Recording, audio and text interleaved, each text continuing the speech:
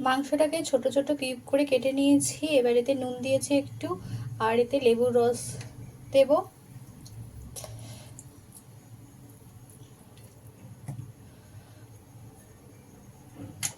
দিয়ে এটা একটু ভালো করে মাখিয়ে রাখবো।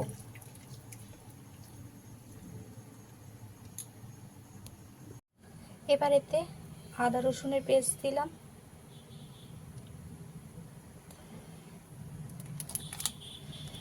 একটু টমেটো সস দিলাম,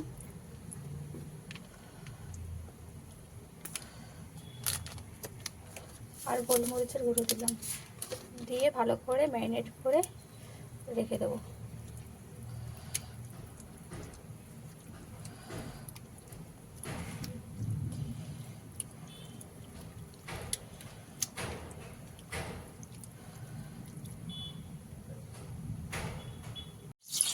কড়াতে সাদা তেল দিয়েছি। এবার এর মধ্যে পেঁয়াজ আর লঙ্কা কুচিটা দিয়ে ভালো করে ভেজে নেব।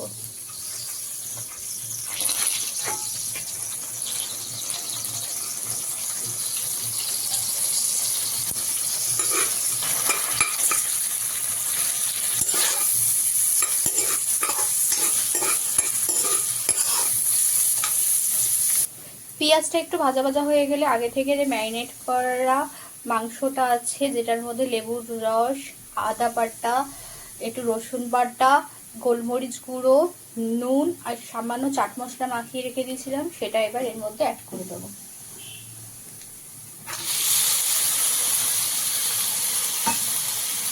দিয়ে ভালো করে ভেজে নেব।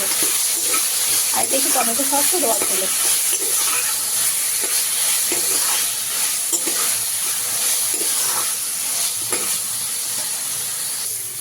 এটা ভালো করে নাড়িয়ে নাড়িয়ে ভালো করে একটু লাল লাল মতো করে ভেজে নেব। তাতে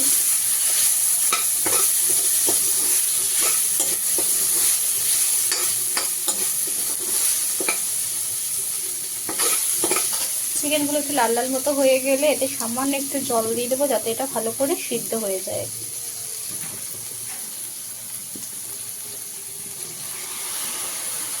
দিয়ে মুখটা চাপা দিয়ে কিছুক্ষণ রেখে দেবো সিদ্ধ হওয়ার জন্য।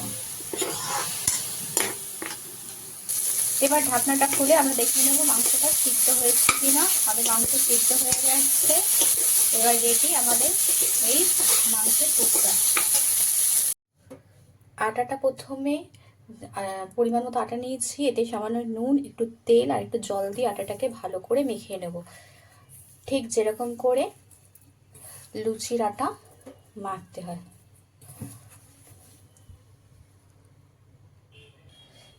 এবার আটাটা মাখা হয়ে গেলে এরকম একটু শক্ত শক্ত, মানে লুচির থেকে একটু শক্ত শক্ত করে মাখা হয়ে গেলে আটাটাকে কিছুক্ষণ রেখে দেবেন। আটাটা মেখে কিছুক্ষণ রেখে দেওয়ার পর এবার আমরা আটা থেকে লেচি কেটে নেব। আটাটা মেখে কিছুক্ষণ রেখে দেওয়ার পর এবার আমরা আটা থেকে লেচি কেটে নেব। আমরা আটা থেকে লেচি কেটে নিয়েছি। এবার এটাকে ভালো করে বেলে নেব গোল গোল করে।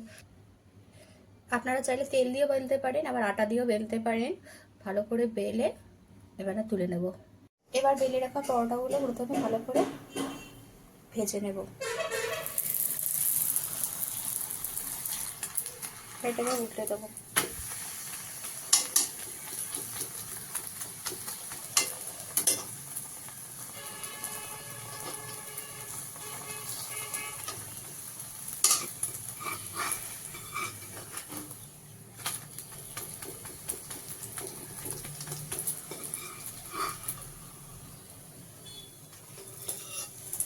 এবার এটাকে সাইড করে এর মধ্যে আমরা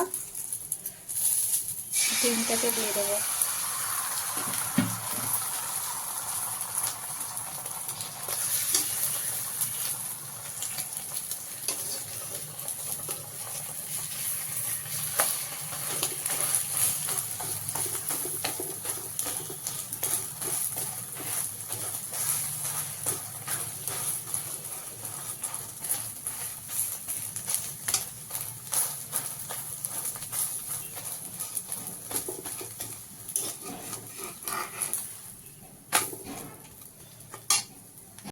এবারে এগ আর ইয়েটা দিয়ে, যেটা আমরা তৈরি করে রেখেছিলাম, এটার মধ্যে আমরা চিকেনের টুকরোগুলো এইভাবে দিয়ে দেবো। এবার এতে দেবো সস। এবার এর মধ্যে দিয়ে দিলাম ম্যাগি টমেটো সস।